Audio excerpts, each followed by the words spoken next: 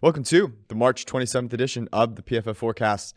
We have a great show today. As you can tell, the Mayor of Antigua is live. He's here. If you're not watching this on YouTube, Eric wore his special shirt, and he has an incredible gambling story to talk about. I'm going to belabor the fact that Miami has completely ruined my day after going 2 for 2 in Formula One this morning. So it's been a roller coaster for me. Eric's still on a high, and we're going to talk win totals because they have been released on DraftKings Sportsbook. We're going to the NFC West, NFC North, AFC South, and AFC East. Let's rock.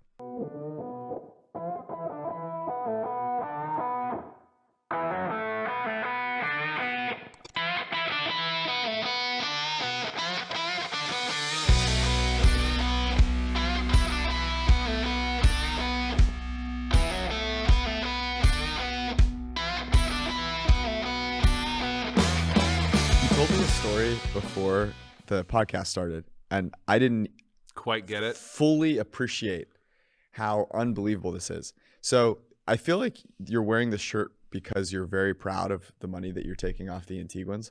So do you want to tell the people? I mean, I would hope that part of that was astutely betting Duke last night.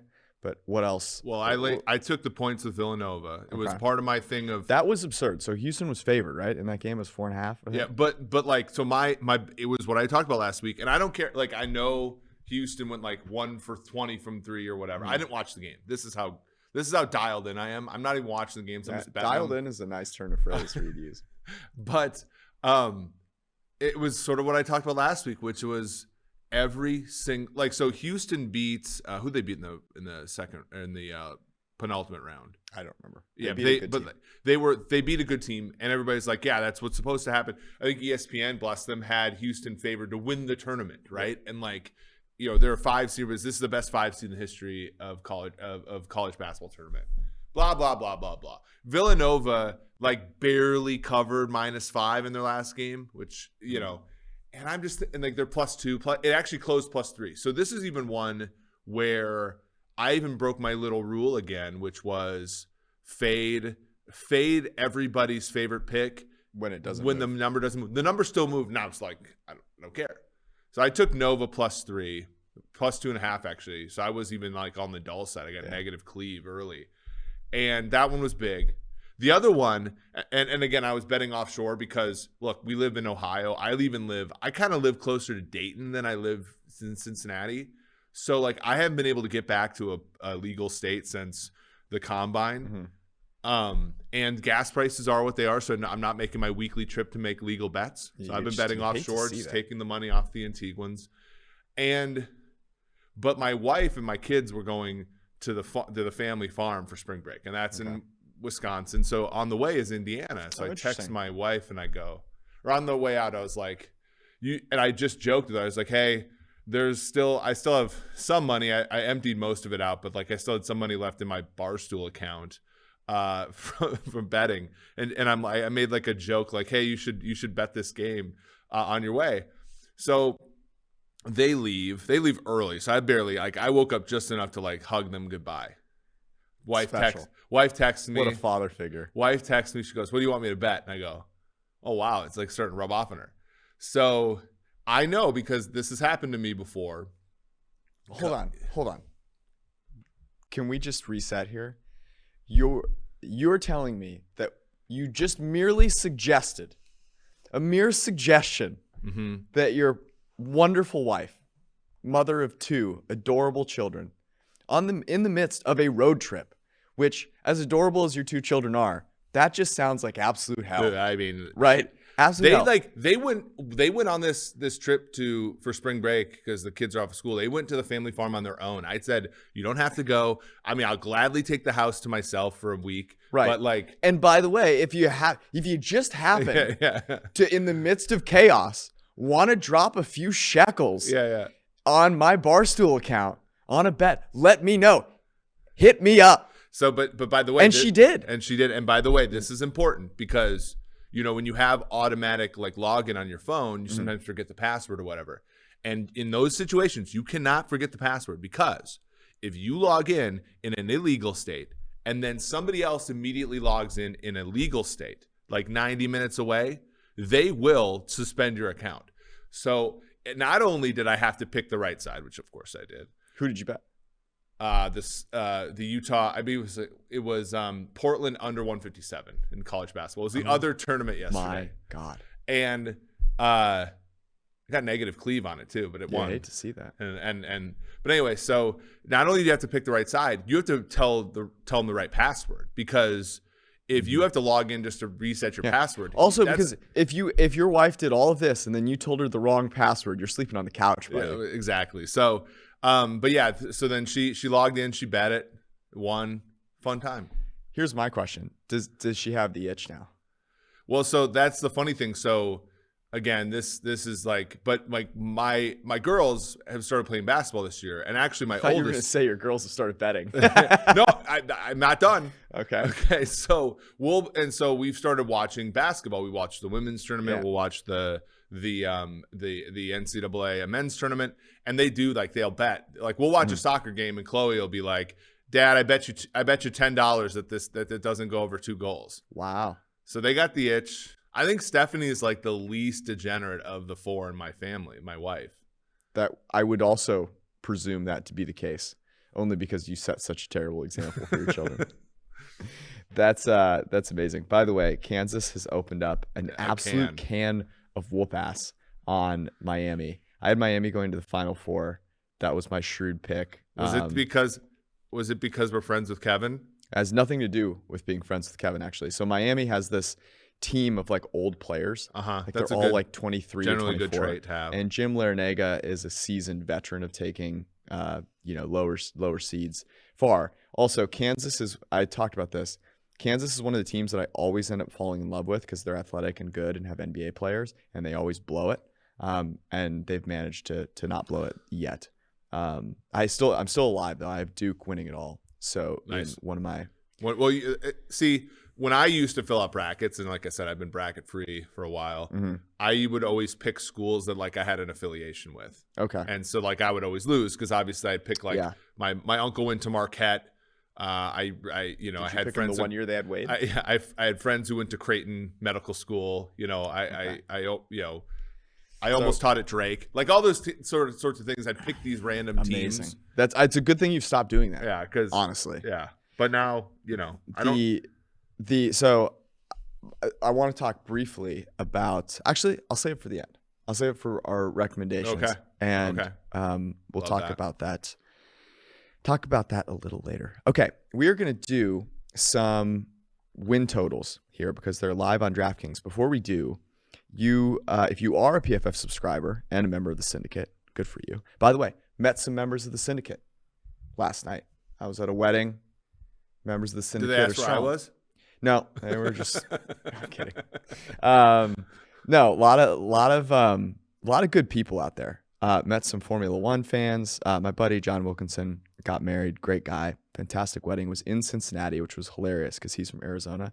And when he called me up to say that I was in the wedding, I was like, man, I could use a trip to Arizona. And he's like, I hate to break it to you, buddy, but the wedding's in Cincinnati because he married a girl from Cincinnati. So I had to stay here. But if you would like to participate in win total betting this year, we're going to talk through the numbers here. They will be up on the site at some point in the future. It depends how we end up prioritizing things. But as you know, the Power Rankings tool on PFF.com, which comes with a PFF Edge subscription, can be yours for 25% off with promo code FORECAST, FORECAST.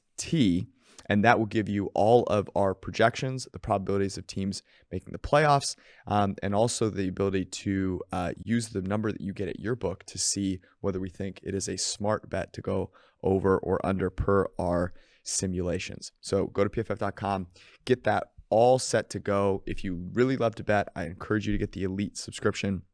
So it'll give you access to all of our betting tools for an entire year. It's a great deal. And you can be locked up for the entire upcoming season. Here's a question. What's the higher number?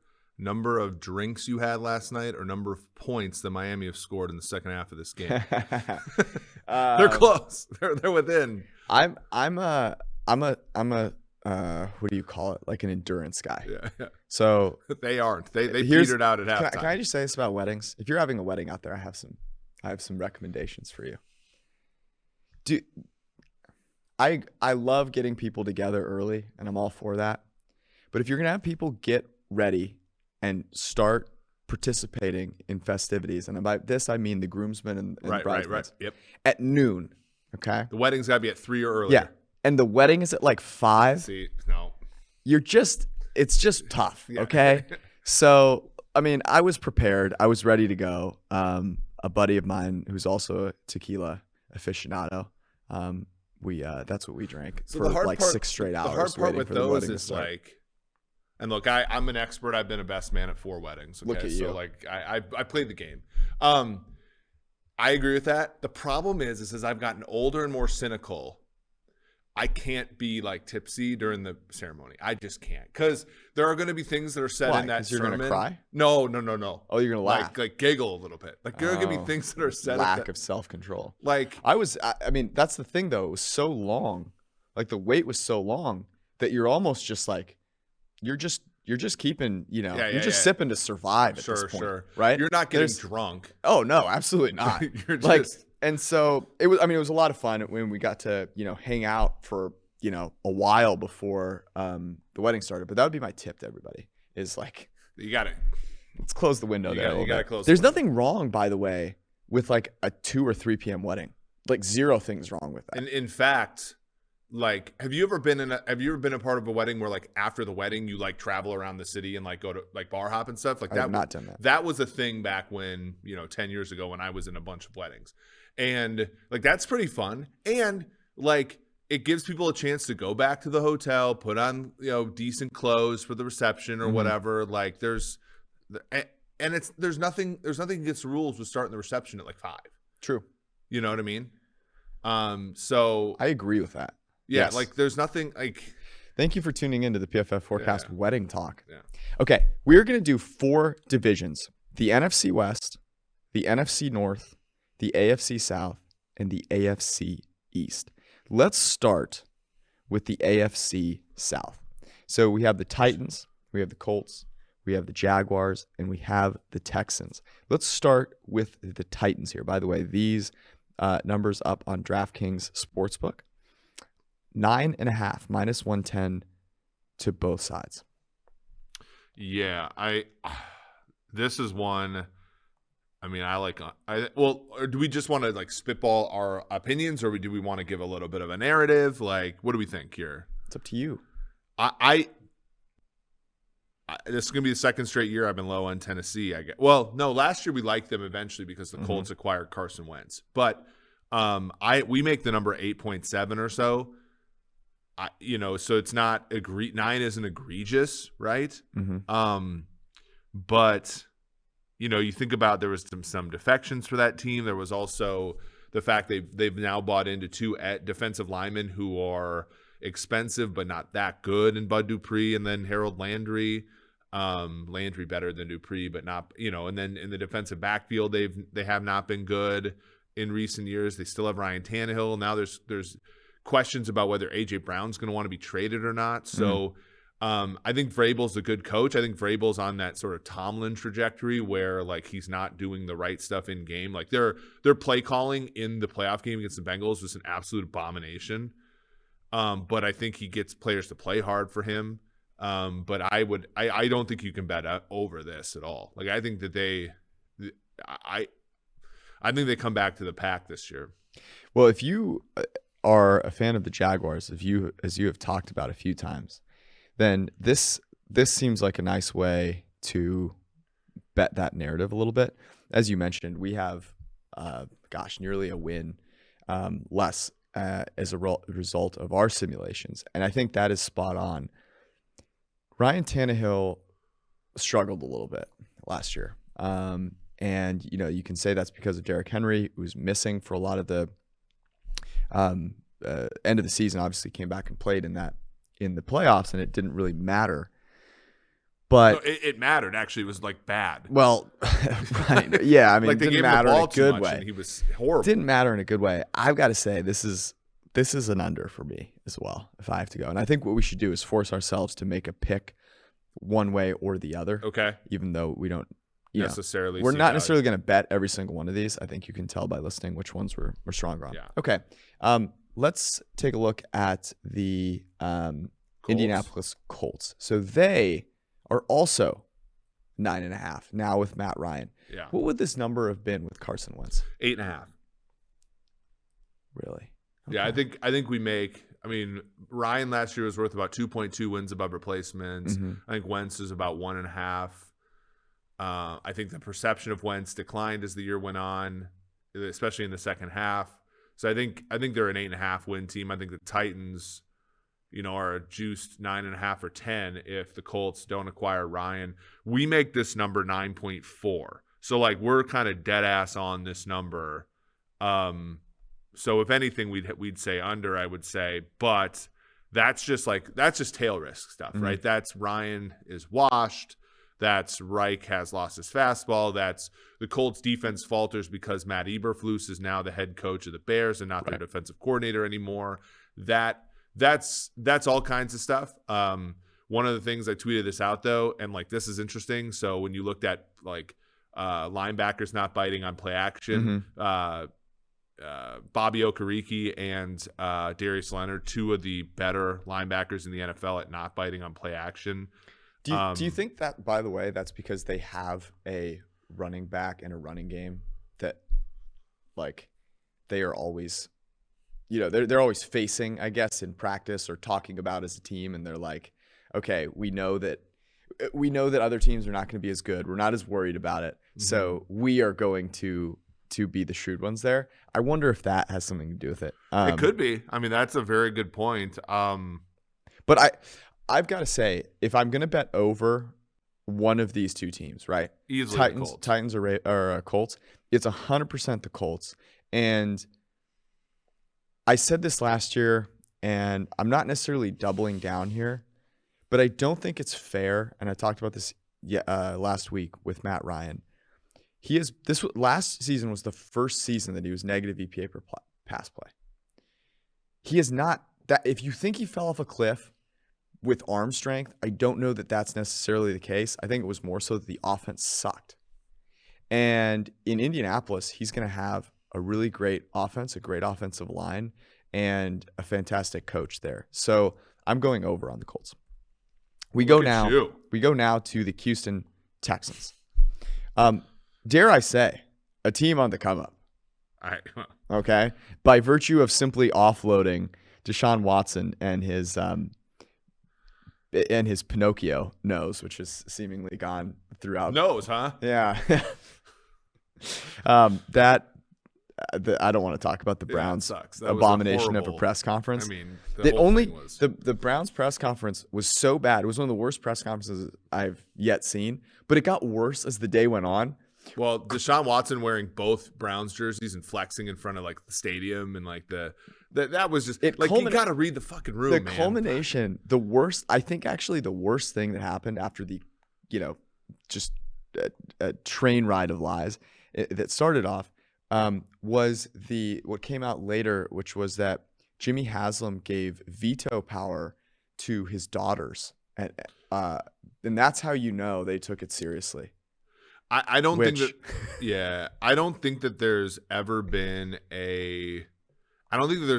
like a more annoying thing than people trotting out like, oh, look, I have a black friend, I'm not racist. Or, hey, I have a daughter, that means I can't be. Yeah, that means I've never sexually assaulted somebody before. Yeah. Like, or I've never perpetrated come on, man. Like, we're smarter than this, right? Yeah. Like, cut this shit out. And I don't know. Well, it happened. We spend too much time talking about this. Go donate to wherever you are wherever you live. We're in Ohio, so we've picked places in Ohio. But wherever you are, go find a good place to donate and try and fight back against some of this garbage that is happening. Okay, Houston, 4.5. Look, man, Houston won 5 last year. Davis Mills. So you said 5? 4.5. 4.5. Even juice, I would say.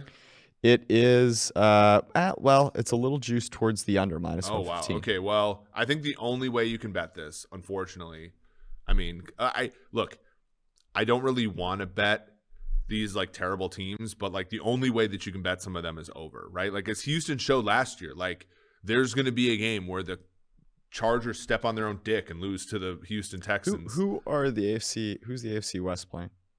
What divisions? AFC South and NFC West, I believe. Okay. Yeah. I mean, it's hard, but like Houston won 5 games this year because they got to play the Jags twice. They got to play their own Jags. They beat the Titans in Tennessee, right? Mm-hmm. You know, Davis Mills, a year older, he wasn't terrible at. Like Davis Mills was not good last year, but he was encouraging. You get Lovie Smith, who's a better defensive coordinator probably than, or defensive play caller than what they had last season. I know David Culley was a sympathetic figure last year, but talking to everybody like Aaron Reese, my pal who writes for The Athletic, covers the Texans. You know, it was kind of a joke a lot of times last year, right? So like you get Lovie Smith in there, who's actually been a head coach before. Look, I'm not going to bet this myself, but I think the only way you can bet it is over. I hate to say this. I do agree. One of my favorite things, and as the result of simulation, is always to see which teams manage to get a true 0 Super Bowl win percentage, and that was accomplished by the Houston Texans. The thing that we got to worry about with this simulation, like with just some nuts and bolts, by the way, for people that are watching, before the schedule is released, you cannot build in dynamic uncertainty as easly. So the way that a simulation goes is like if a team wins a game in a simulation, their power rankings go up or down based upon the simulated results of the game. So like this time of year, you are going to get some widely you're going to get a Buffalo team that's like a 90% chance to make the playoffs because there aren't going to be seasons where Josh Allen gets hurt in this simulation and it just tails off. They lose their last 6 games.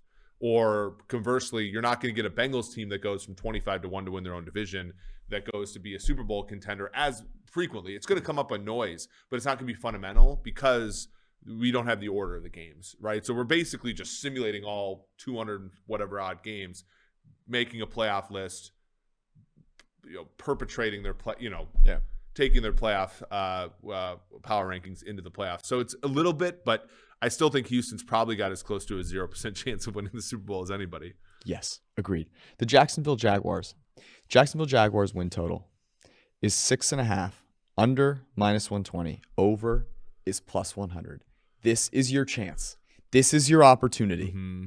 I'm going to go over. We make it 6 point. So for Houston, we made the number 5.8, which is the lowest in the NFL. Mm-hmm. For Jacksonville, we make it 6.7. So we're going to go over this.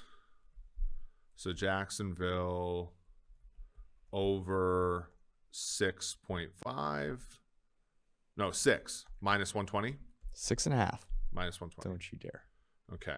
Don't you dare. Yeah, I mean, well, and again, at 6.7, the minus 120, about a win's worth about 50 cents. So it's basically dead ass on our simulation and the results. But I do think there's some tail event behavior here. If Doug Peterson can do with Trevor Lawrence what he did early with Carson Wentz, if some of the younger talent on the Jacksonville Jaguars emerges, Aiden Hutchinson's the first overall pick. He and Josh Allen can produce a pass rush together in a shitty division. There's a playoff possibility for Jacksonville just by winning this silly ass division.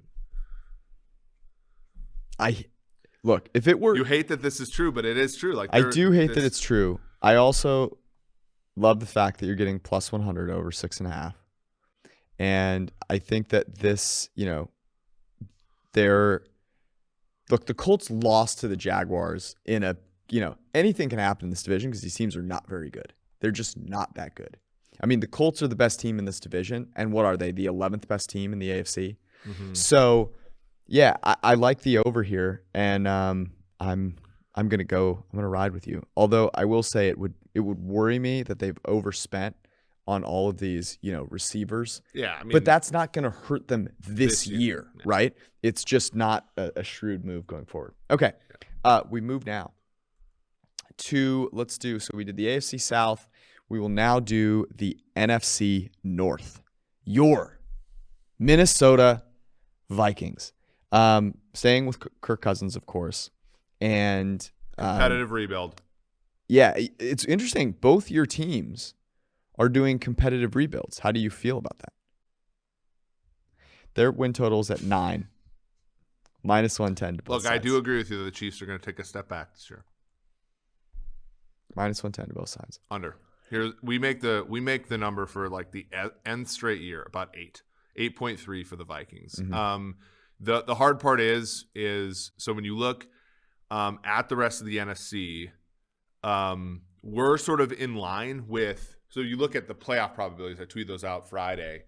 The Vikings are 7th in the NFC, I believe, 6th or 7th in the NFC in probability of making the playoffs. They're plus 100, -120 to the no. So they're still a underdog to make the playoffs.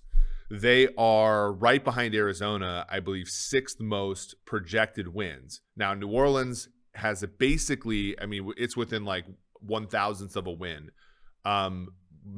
Is with Minnesota at 8.3 as well. Washington at 8.3. Chicago at 8.0. The Giants at 7.98. So, like, this is a clusterfuck, right? And so, I think that they're with Kirk Cousins at quarterback and with Dalvin Cook and Justin Jefferson and Adam Thielen and a defense that has like Harrison Smith on his last legs, but still a pretty good player, Zadarius Smith and Donnell Hunter.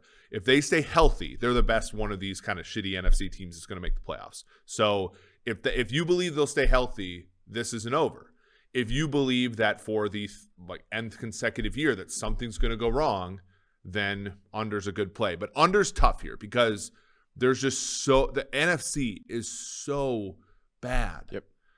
That's why I'm going over. And the reason, I think there are a couple of things here. The first is that the mentality of the team kind of has to be like, gosh, we need to win and we need to win now. Yeah. It's like, oh, this is how we're playing it. Okay, we better be super competitive here. There's going to be a new head coach that will bring in an offense that I think, look, there's no doubt about it. You would rather have what the Rams ran on offense than what the Vikings have run on offense, okay? The Vikings have consistently run the ball way too much on early downs. They've overemphasized Dalvin Cook and underemphasized a quarterback who, yeah, we can give him all the shit in the world, Kirk Cousins, for not being a top 5 guy, getting paid like a top 5 guy. But he's a top 10 guy. And guess who else was a top 10 guy? Matt Stafford. Oh. So, I'm not going to go here and compare the two of them, but I do in a division where the best team, which was the Green Bay Packers, got worse. A lot worse, actually. You can make a case. Yeah. And, the best receiver, Justin Jefferson, plays for the Minnesota Vikings. And I'm not going to say he's going to have a Cooper Kupp like here, but in this offense, with a quarterback that's accurate, there's every opportunity for that offense to be legitimately good. You get obviously the push on 9. If it was 9.5, I'm probably going under. But I'm going over with the Minnesota Vikings. I think there's a lot. My only refrain is I think that there's a lot of people who believe that Kevin O'Connell is going to be an upgrade over what they've had in the past. Mm-hmm. And I'll just say this. I think that the previous offensive coordinators for the Vikings, while not great, I think Stefanski was good. Kevin Kubiak's dad was good, mm-hmm. Gary. But that offense was specifically designed to make Kirk Cousins look good and have great stats. I think if you try to run an offense that's more efficient but exposes Kirk a little bit, that's where I think the leak is on that offense.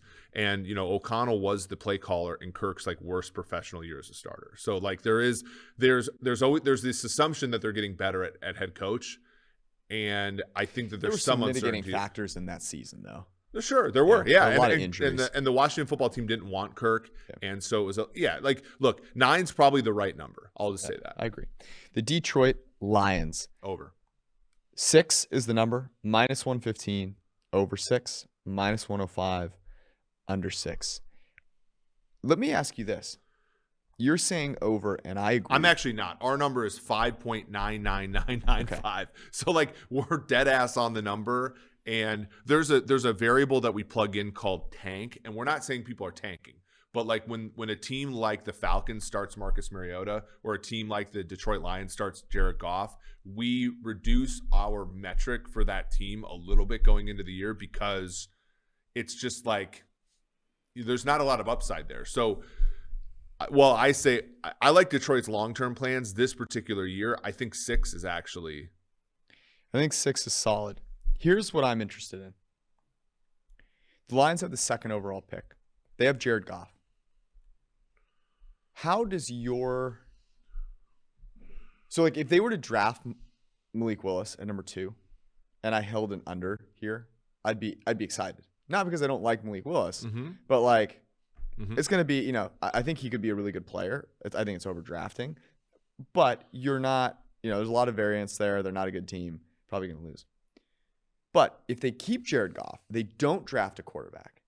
You look ahead to next year's draft, right? And so you talk about the tank variable and you go, okay, are they serious about Jared Goff long term, or is this trying to get a quarterback next year, right? And I think you got to say that's probably they're trying to get a quarterback next year.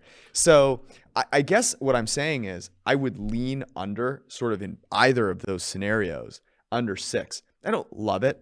I really like what Dan Campbell did. I mean, they were great against the spread. I could see them continuing to do that again this year, to be honest. Yeah, and if they get Willis is the kind of quarter. I only see Willis being taken at 2. Like, I don't see any of these other guys being taken at 2. If Detroit doesn't take if Detroit takes quarterback at 2, it's going to be Willis, and I think 32 is a real spot where they could go Howell, Corral, although it sounds like the Falcons like Corral. But I don't think Ritter, by the way, I think has like the highest floor of any quarterback in this draft. Willis' highest ceiling, lowest floor, in my opinion, of the top guys. So if they go Willis, it kind of reminds me, and this is a long time ago, but it kind of reminds me like when Tampa Bay took Josh Freeman. And, you know, so Josh Freeman, when he got drafted, they started Byron Leftwich, like the corpse of Byron Leftwich for like the first 4 or 5 games. I remember that well. They go like 0-5. And I remember they beat the Packers with the creamsicle jerseys in Freeman's first start, but they ultimately won like 3 or 4 games.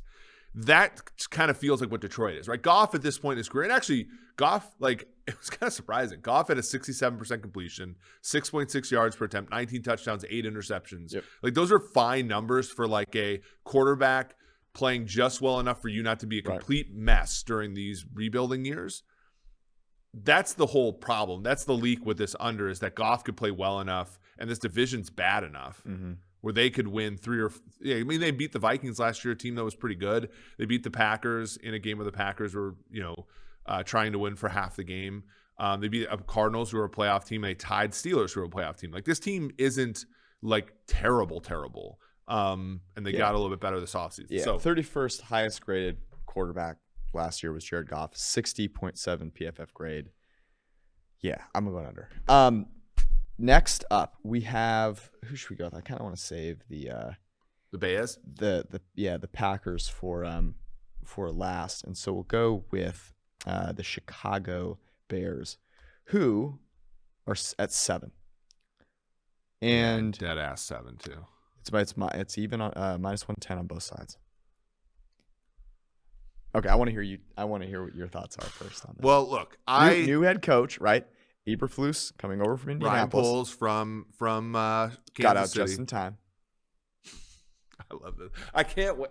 I'm loving this, the Chiefs slander. Okay, so by the way, so like I relish any opportunity to be on the other side of Eric, because like, you know, we agree on most things. We agree on most things, and we're good friends, so we obviously talk about things beforehand.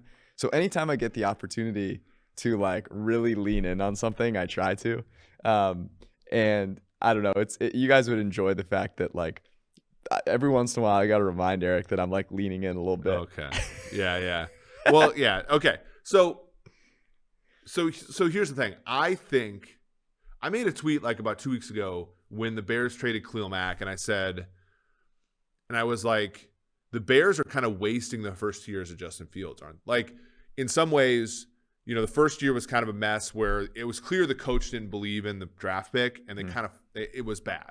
And then this year, trading Mack kind of traded a lot of their competitiveness, right? And I got a flood of people calling me like all the names in the book after eating Portillo's, I'm assuming, and oh, they're building around Fields. You're an idiot. All this kind of stuff. Well, this is a team that has not built around Fields. Like they've signed a couple of okay linemen, and they signed Byron Pringle, who by the way sucks. Okay, like you should know. Yeah, and. They have, and if, by the way, use our mock draft simulator on PFF.com. If you do the mock draft simulator for the Bears, there are no offensive players that are any good by the time the Bears pick in that area. So, like, the path to building around Justin Fields is pretty, like, limited, right? Like, they're basically either A, not into Fields and hoping he fails, and then moving on to their quarterback, right? Eberflus and Poles as quarterback. Or they think that Fields is good enough to overcome all this shit. And I think the only thing that this team has going for them is that their division sucks. Is there a move that they're going to try and make here? Because with what? I don't know. But they need some receivers. So they lost Robinson to the Rams. Yep.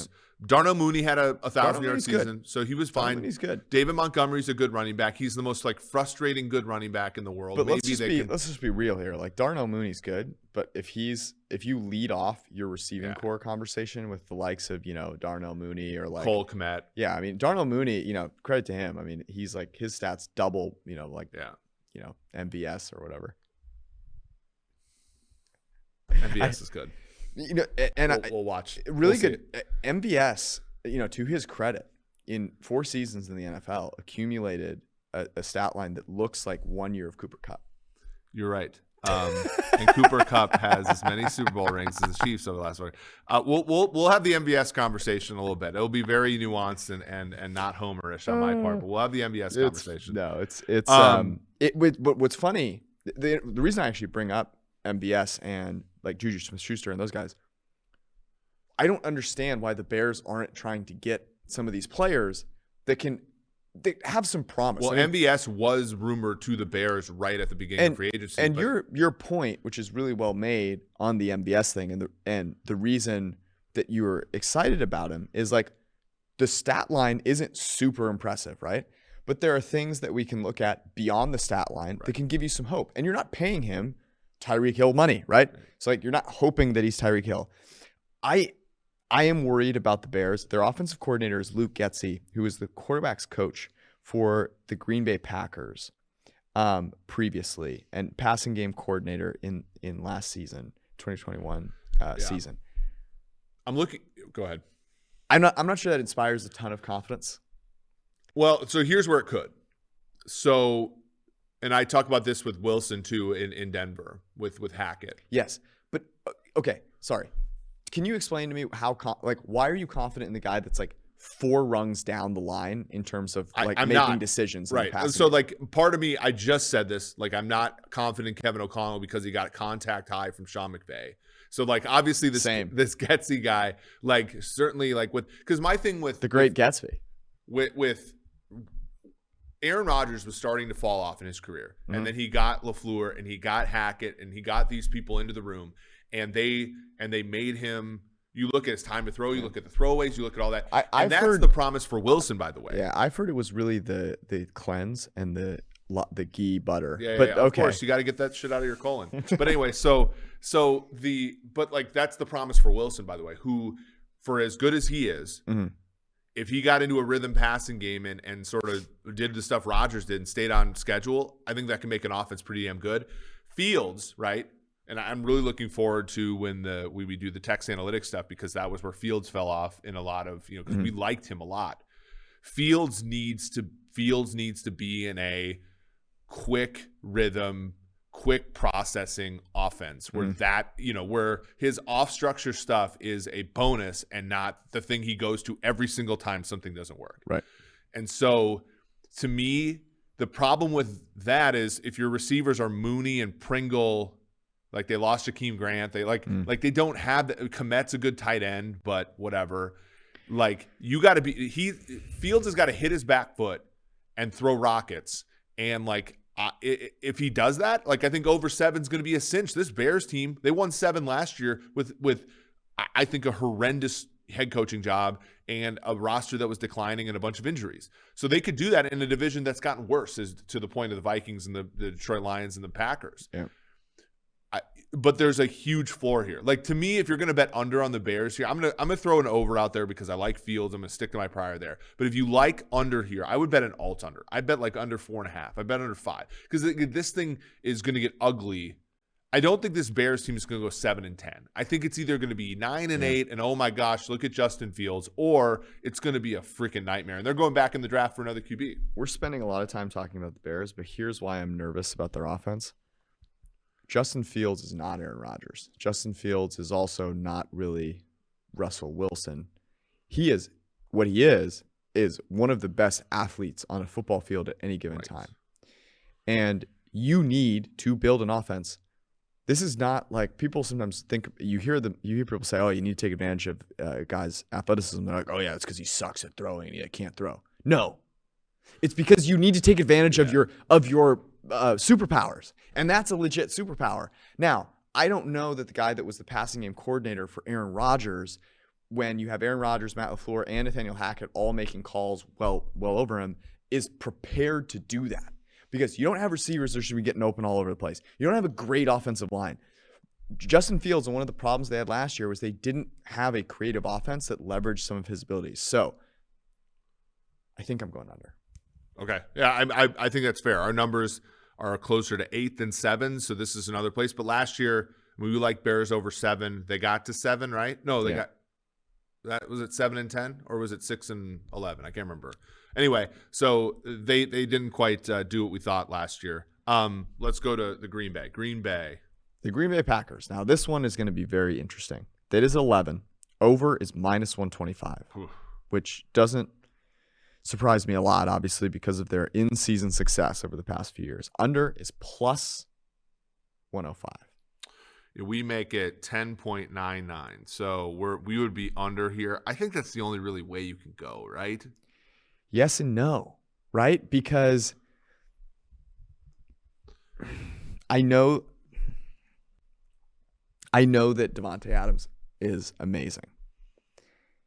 This division just doesn't excite me that much. They have also two play picks. The NFC East. They have two. Yes, great point. They have 2 picks at the back of the first round. And AFC East. Jesus. They'll be able to make some plays with those. And they played last year with guys that, Jair Alexander was hurt for the entirety of the year. David Bakhtiari was hurt for the entirety of the year. Corey Linsley left altogether. So there is some room for some like positive, movement back in those directions. Mm-hmm. Minus 125 worries me a little bit, right? And so, man, this is probably the hardest one that we've gotten to yet. And I think that's indicative of the fact that we have them at basically 11 wins on the dot in our simulations. I'm going to go ahead and say the tipping point for me is Matt LaFleur is such an edge over the other coaches in this division. Like, it might be the biggest gap by one coach over the other coaches in a division, in any division. I think it probably is. Mm-hmm. And the gap between Aaron Rodgers and the combination of the other quarterbacks in the division might also be the biggest gap. And so for that reason, I'm going to go over, even though it's very close to call. Yeah, so I'm going under here. But I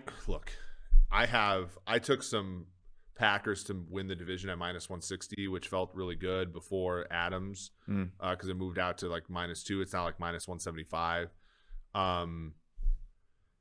This is an interesting one for sure, because what was a big part of their success defensively last year was Rasul Douglas and Devondre Campbell, 2 guys who are not great pedigree guys.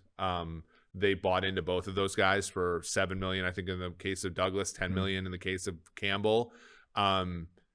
Is that resulting on their end? Probably, right? So like there's some interesting things to the Packers, but far be it from us to doubt them after 3 straight 13-win seasons. 13 wins. What is kind of interesting is their point differential last year was 79.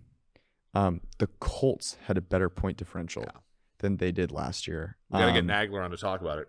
It was It was actually the lowest. Yes, we do need to get Nags back. The only division winner with a lower point differential was Tennessee at 65, plus 65.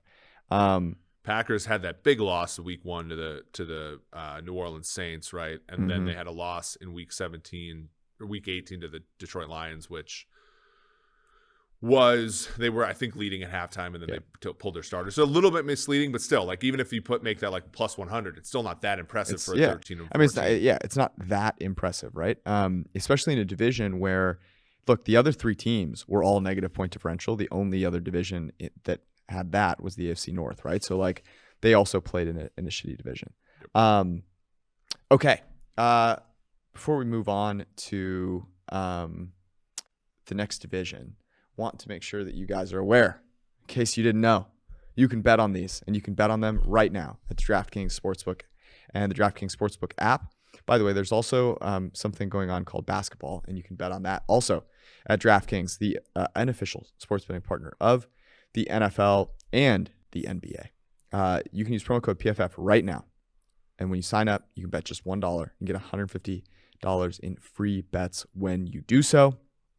If you bet on any team, it's that simple. Just got to bet on one team. They got to win, and then you get those free bets for a single dollar. So go download the DraftKings Sportsbook app now. Use promo code PFF and bet just $1 on any NBA team and get $150 in free bets if they win with promo code PFF at an official sports betting partner of the NBA. 21 and over, minimum age and location requirements vary by jurisdiction. See DraftKings.com/sportsbook for a full list of requirements and state-specific responsible gaming resources. Gambling problem? Call 1-800-GAMBLER.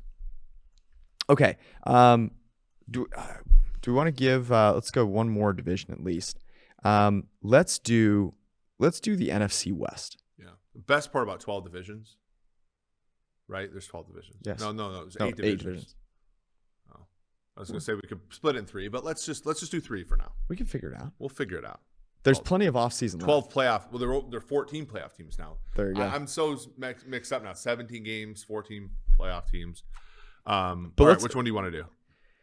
I don't know. So we have the NFC West or the AFC East. Maybe the AFC East because it's kind of pertinent with the Dolphins picking up all those players. And there's still a little bit of question around. Yeah, there it is.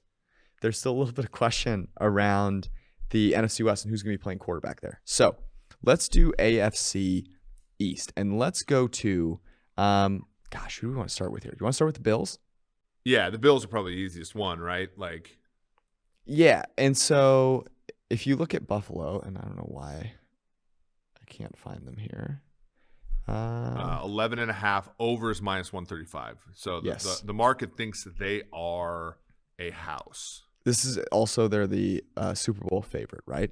Kansas City, despite all the defections, 3rd Super Bowl odds. But the Buffalo Bills, I think, rightfully the odds-on favorite.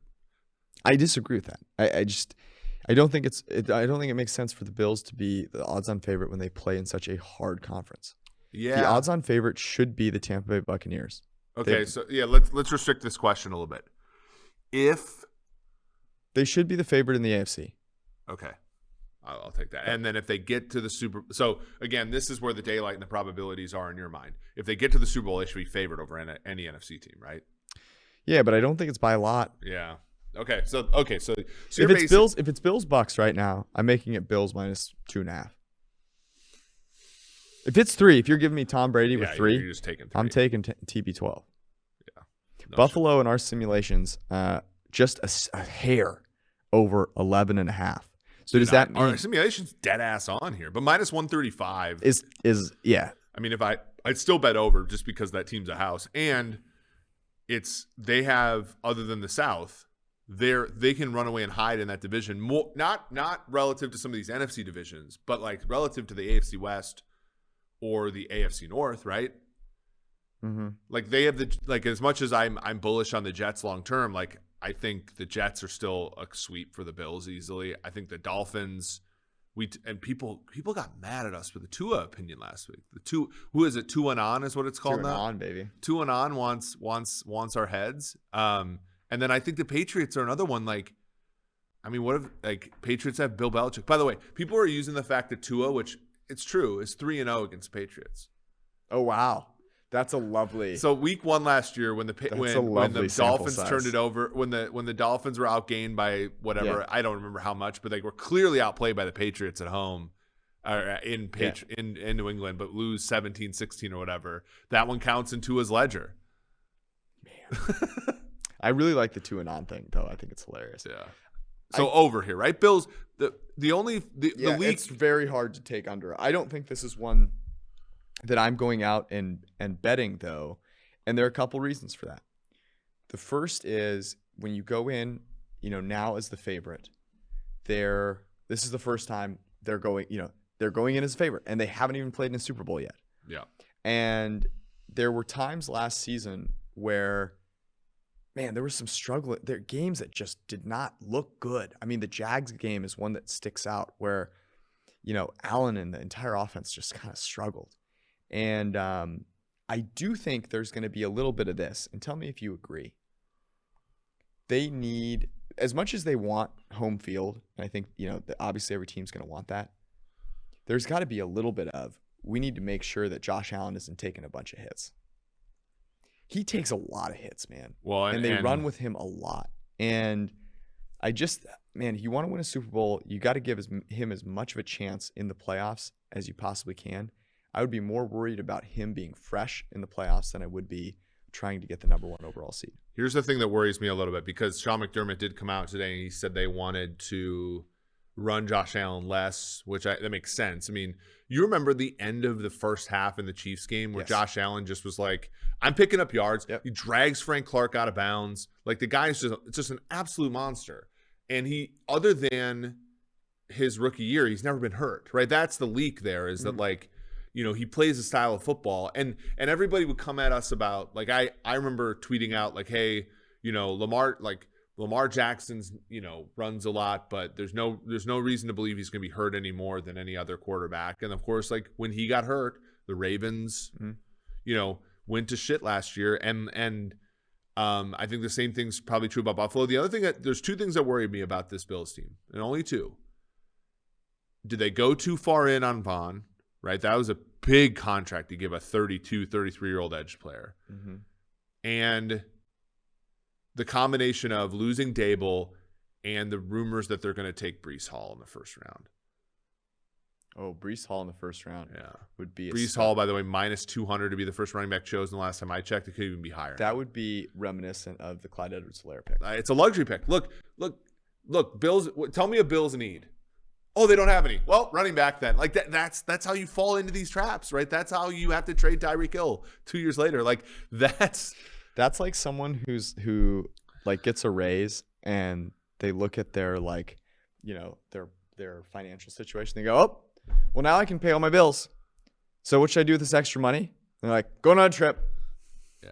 It's like, yeah, but you can just like keep investing. Like, you could do that. You could keep buying more, the index funds. The Bills have not made stupid decisions at the running back position ever. Like, they draft. I'll believe it when I see it. I'll believe that they're going to do it when I see it. But teams have made fools of us before when we're like, hey, this team's really freaking smart, and then the Ravens draft Patrick Queen and I was almost said Ray Rice because he wore the same number. But smart people do stupid stuff all the time. Yeah. Well, or they can reason their way into, like, if you're the Bills and you're thinking like, oh, like, do we really, like, there's some galaxy brain shit like, do we really want to draft that many good players because we're gonna have to pay them all in 4 years? That's all special. That's really special. I mean, look, it's very easy to be a critic. So so we like Bills over. Jets 5. Over is minus 130. Under is plus 110.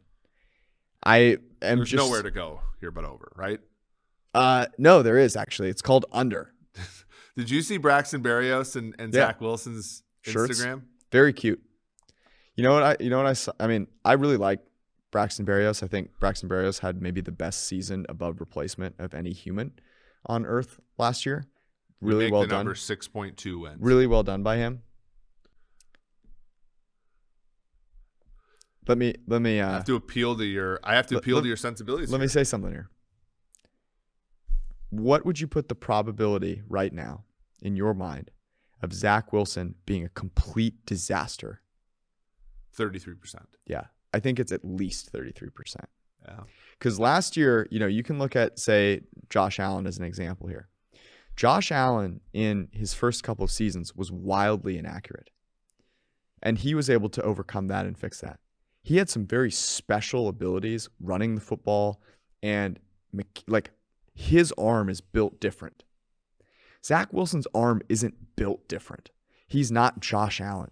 And the plays that he was making last year were a disaster from a decision-making standpoint. It wasn't accuracy related.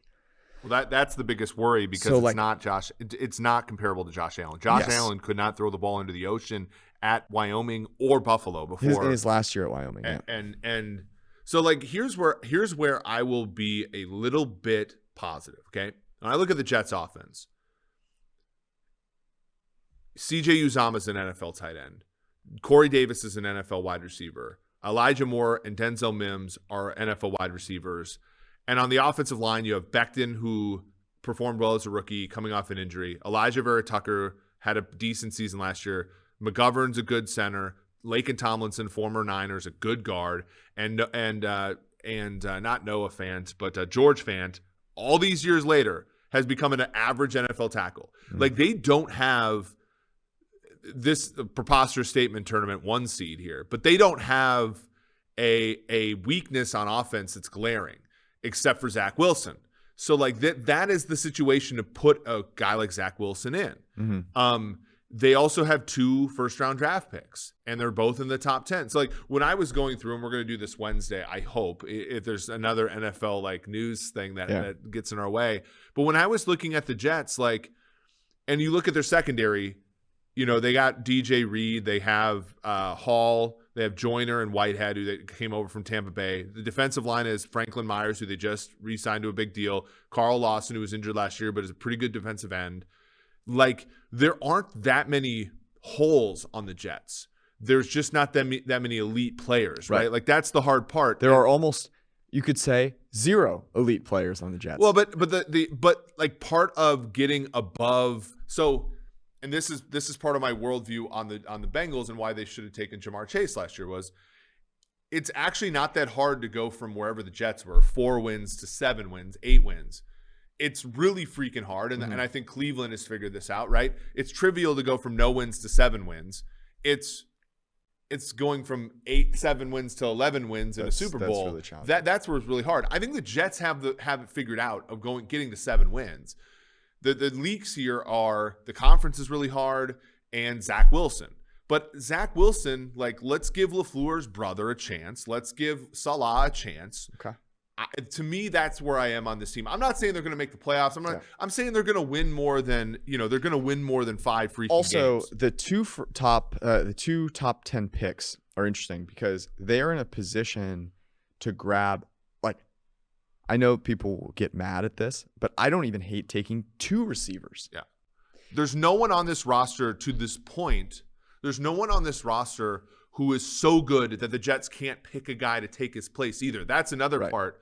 Right. It's if they get the Justin Jefferson of this draft, right? If they get the Jamar Chase of this draft, that takes them to 7 wins, and I'm with you there. So I'll ride with you on this painful journey. It's a journey. It is absolutely there's a chance that this is just a complete debacle, and everyone is crying at the end of it. We'll save the Patriots for last. The Miami Dolphins are at 8.5. The over now is -125. The under is +105. Where do you sit now that they've invested so much into it? We obviously talked about that on Wednesday.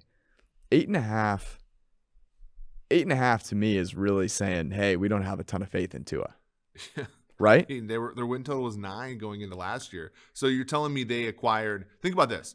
They acquired Tyreek Hill, Teron Armstead. I think what was the other offensive lineman they picked up? I can't remember his name. Teron Armstead, Tyreek Hill.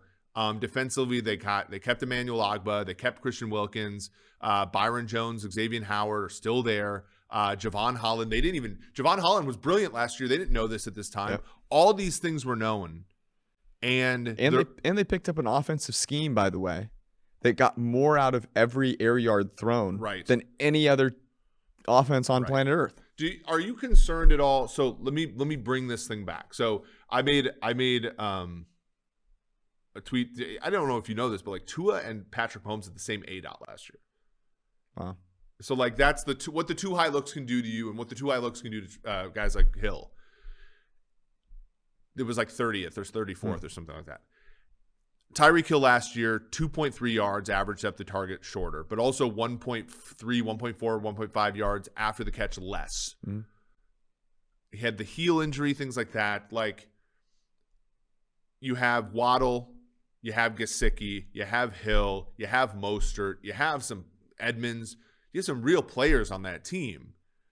Like, do they pull, because he was Greer's draft pick, but he was not Mike McDaniel's draft pick, and I think Greer's going to be on his best behavior, because anytime there's hey, we fired the coach, we kept you around, there's going to be some deference to the new coach. If Tua struggles, and I mean like struggles, like throw some interceptions in the early part of the season, and they turn to Bridgewater. I'm so glad you brought this up. Because I like Teddy, but like I don't think Teddy can compete in the AFC. He's not good enough quarterback to compete in the AFC. Like, what happens to this team? Like, so the question I have is, do the Dolphins have a fat left tail? Are they a 2-win team? Are they a 3-win team if Tua plays like complete horse shit? And do they even have a ceiling? What's the ceiling for this team? So here's the thing. I believe that it's not the floor is actually relatively high here. Yeah. And the floor is relatively high because you could put me out there with that offense, and there would be a floor there above 0 wins. The Teddy thing is interesting because I think if you had Teddy going, how would your view change if Teddy was the starter for the whole season? Like 8.5 to me, you almost have to go over, because if not, like, you're assuming that they're just not making a change if these guys stink, and I don't think that's going to happen. We make it 8.1. What is this line? What should this number be if they had Jimmy G? 9. The problem with Jimmy G is, like, Jimmy G's clearly better than Tua. Maybe 9.5. But, like, but here's the thing. People love the Niners last year. People will love the Niners this year. We'll talk about that in a little bit. So are you going over or under? I'm going under. For one, you're getting a better price. You're getting basically even money. Yeah. I also don't know if – so here's my take on Tua. I think Tua's only going to be playing bad in the eyes of PFF. So, like, we talk about Tua's, 10 big-time throws, 22 turnover-worthy plays. Yeah. But and this is how, like, sort of how in the weeds we are. By the way, the worst turnover-worthy play rate of any consistent starter in the NFL last year at 4.8%. Yeah, but if you look at, like, traditional statistics, he's 7-5 as a starter, 68% completion, 16 touchdowns, 10 interceptions, 6.8 yards per pass attempt, 90 quarterback rating, and the QBR's drifted a little bit, so, like, 49.7, which basically says you're a coin flip to win a game that he starts. Like, most people are going to be like, that's okay. Whereas we're going to look at it and be like, oh my gosh, this is terrible. Well, you know what's funny? So, So if he if he starts all 17, it's going to be milquetoast as hell. And that last game is going to be, welcome back. It's the 8-8 Miami Dolphins on the road to face the Patriots. Like, this one's coming down to the end. Here's something very funny. Tua, 10 big-time throws, 22 turnover-worthy plays. Jimmy G, 10 big-time throws, 23 turnover-worthy plays.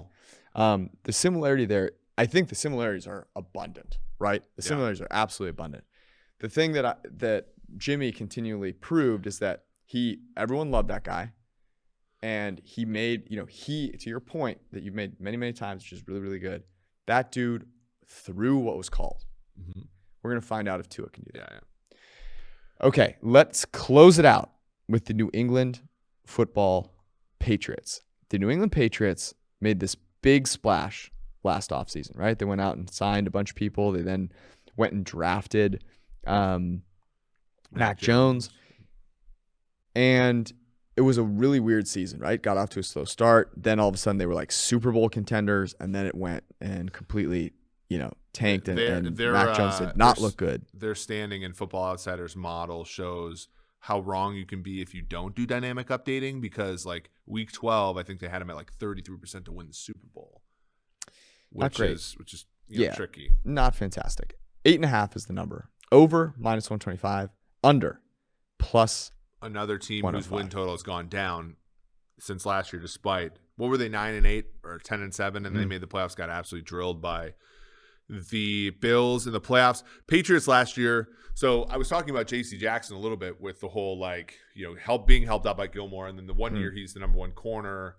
It was kind of aided by the fact you got 2 Jets games, you got 2 Dolphins games, you got 2 all these other games, and it was pretty simple. You got a Wentz game in there, all this kind of stuff for their defense. So we make the number 8.3. I think you'd have to go under at +105. This is one where Mac Jones has to improve for them to stay the same as a team, right? That's the thing. Mac Jones does have to improve, and I think there's a little bit of an assumption with that -125 that he just is going to improve. I don't think you cannot underestimate the impact of losing Josh McDaniels, especially for a guy like Mac Jones. Bill Belichick is the head coach, the GM, and the defensive, mastermind. So there is going to be a little bit of a lack of stability there. However, I'm going to say this. You have the Dolphins at -125, 135, whatever it is, to go over 8.5. You have the Patriots -125 to go over 8.5.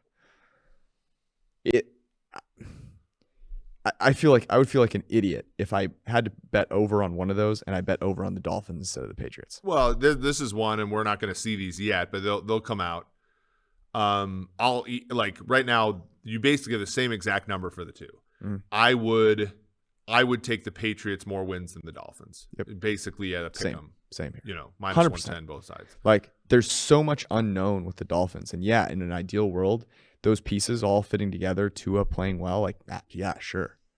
But there's more stability. Now, there are some questions with stability that I just brought up for the Patriots, and I think both these teams, I think the right bet is under. Although those are not ones that I'm particularly excited about. Yeah, so like a perfect scenario for our simulation in the AFC East would be the Bills to win like 12 games, Jets to win 7 games, and these two teams to win 8. Like that, I also think that if you look at, the other teams in the AFC all doing amazingly, right, it might come at the expense of this division. And kind of what we saw a little bit with the Jets, and like some of the really bad teams were really bad last year. So to recap, this is where, Bills over, Jets over, Dolphins under, Patriots under. We've agreed on all 4 of these. But in other divisions, we disagreed on Colts. You like over, I like under. We disagreed on Packers. I like under, you like over, right? We disagreed on Vikings. I like under, you like over. And we disagreed on Bears. I like over, you like under. Detroit, we're both bullish. No, what did you say on Detroit? I think we agreed there. Okay. Yeah. I think it's actually, no, I think it went under. Yeah. Right? So I kind of like over. Yeah, you like over, and I went under, and the reason for that was, remember, I think that either way, like, they go quarterback this year, or if not, then they're trying to get quarterback next year. If you are, gosh, I didn't have a great lead in this. No this transition week. here. I didn't have a great transition. I had a great transition last week, but you'll have to take my word for it. Manscaped. They've launched their ultra premium collection, and it's a good one. I've been a staunch believer in the Lawnmower 4.0. Nice. And what's chafing if not both your legs disagreeing with each other? Exactly. There you go. I love it.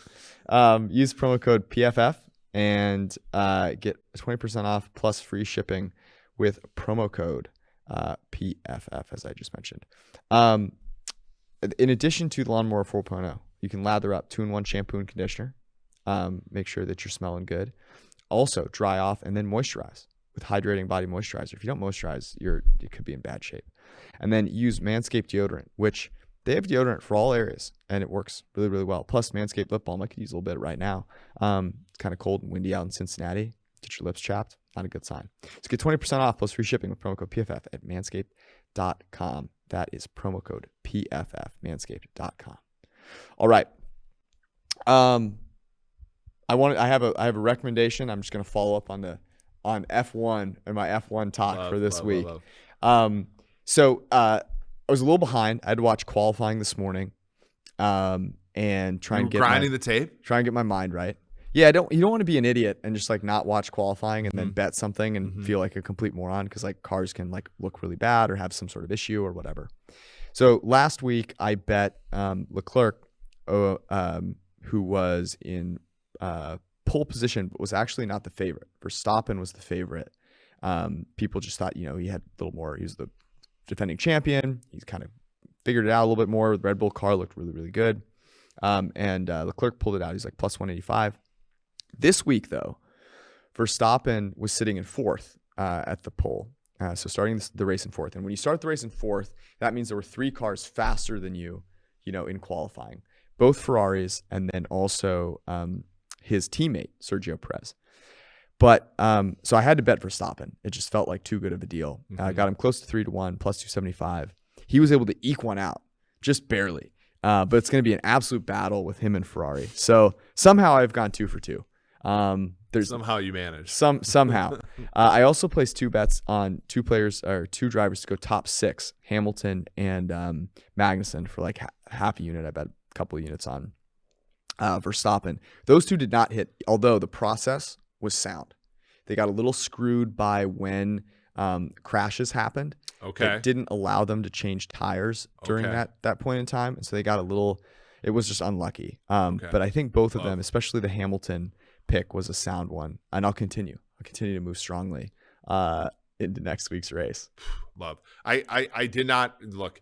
I don't even. I was like, you got to give me some of these so I can bet them. Yeah, I'm gonna tell you. I'll tell you next week. But you were like, look at my Twitter, and I was like, I don't understand any of these things. Like I'll walk you through it. Okay. Walk you through it. Well, good. Okay. I've been mostly reading, but I've also kind of like been watching a couple movies. This one, it's a movie on Amazon. It's like brand new. It's called I Want You Back.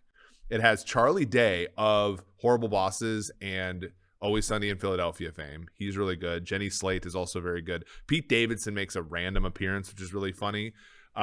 Very funny movie. I think you can watch it with a spouse or something, or a girlfriend, boyfriend if you want to. It's also that was a movie that I watched. I tried out a few ones yesterday while I was just like coding away, and like this one was the only one that I stuck through the whole time. So okay, I like it. I have been given so many recommendations on things to watch, and there's just I haven't started the F1 one yet. You need to watch it. I haven't watched the latest season. Are you gonna watch the Oscars tonight? I'm not. I'm just gonna. Not an Oscars. I'm gonna collect from the Antiguans and maybe get a margarita or something. Okay. Let me ask you how many of these you've seen. Okay. We did this last year, I think, and these are the Academy Awards Best Picture nominations. All right. The favorite at minus 150 is Coda. CODA.